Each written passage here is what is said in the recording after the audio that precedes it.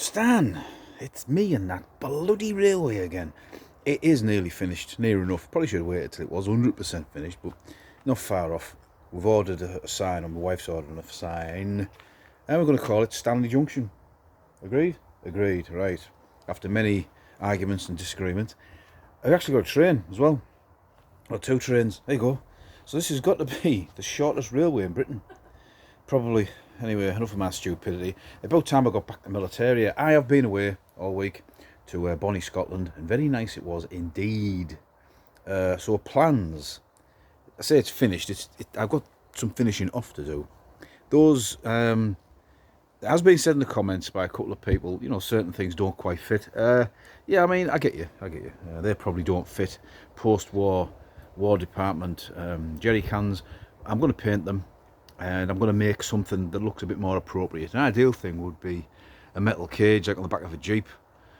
But I have looked at them, price-wise, they're a lot of money. I do have access to welding gear at home, but it's a lot to make and a DIY job. So a few more signs dotted about.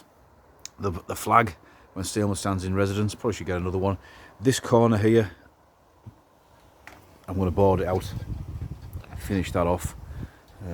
Mainly because the cats try and get over there, and Mrs. Stan probably doesn't want to be in this video, do you? So off your shiftle.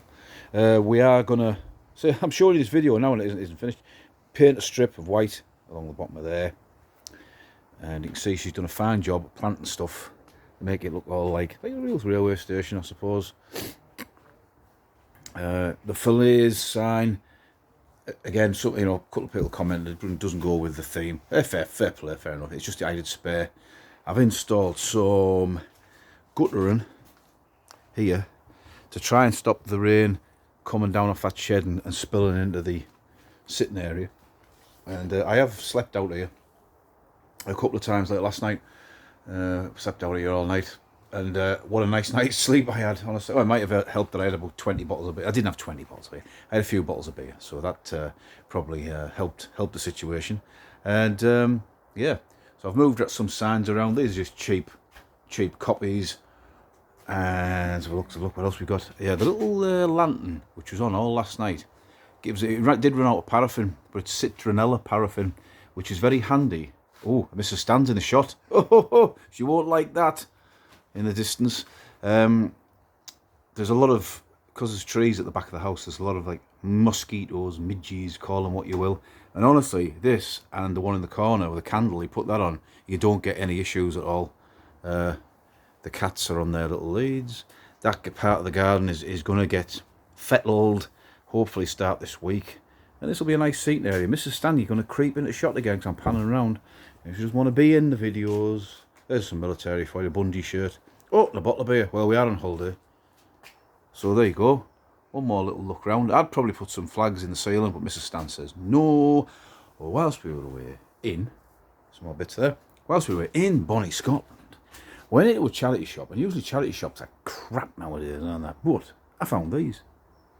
These, do you call them lithographs? And they're quite substantial. They've been home framed, like there's brass screws in the back.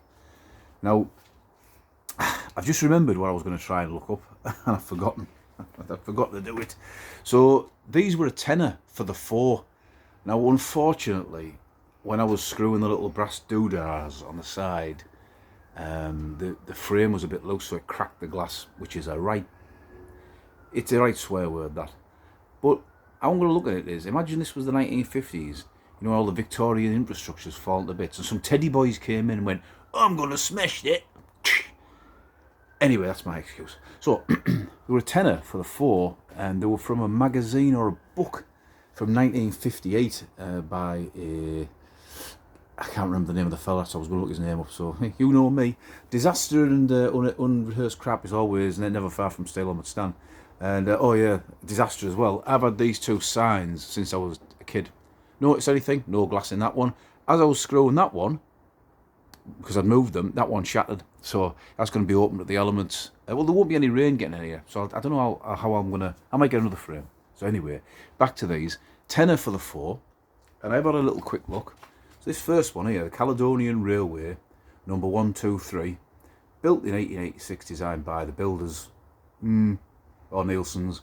And that was, I'm sure, just, if I get any of this wrong, it's just I've just read it, and you know, my brain's like Swiss cheese. The Race to the North. I do remember watching a documentary about that when I was a kid, how from London to Scotland, or London to Glasgow, Edinburgh, the competing railway companies were like racing each other, literally all out. It was, you know, it was a big thing at the time.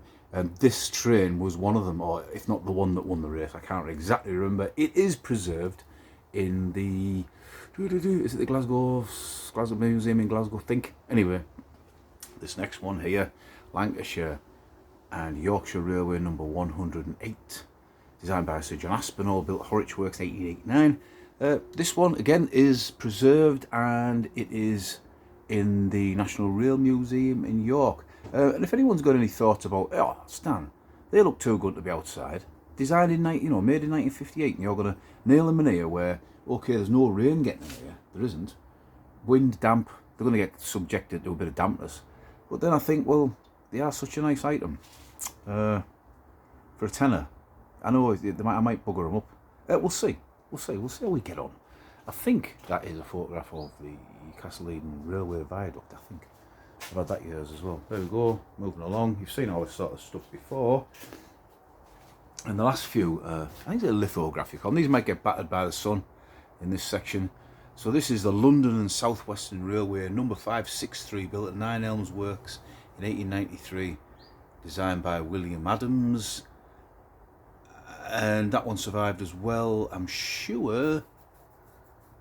Oh, that one's in the is that Swanage Railway? Swanage Railway, I think. And that one was going to be scrapped, but it was saved by the Second World War. I think I'm getting it the right way around, because they needed trains, and the Second World War hammered British Railways, the rail network. And finally, my boring little non-military video, this one here, bear in mind, tenner for all these four. Not bad. The rest of the charity shops are full of crap, nothing, not even books or anything. So the Highland Railway, number 103, built by Sharp and Stewart Company, 1894, designed by David Jones. I believe that one is in the same museum as the first one, Glasgow Museum, I think. And this one, it's either this one or that one, I think it's this one, from memory, was in the film Those Magnificent Men and the Flying Machines. It was restored for then. It was withdrawn in the 50s. So it shows you how this Victorian technology lasted from the 1890s, 1950s and beyond. So I'm glad they all survived, which is unusual. I thought at least one of them would be scrapped. So that's Stan's railway station hangout, kip and going to sleep place. That's a little tomcat. Hello, do you like it in here? I think you do, don't you? And the reason I do keep them on a lead is because I don't want them getting run over. You know what I mean? People have their own opinions on it, but we're always out here. If they're out, we're out. So that's the sort of thing, and he's just having a nose about. So there. So this is Stan, and I will, of course, see you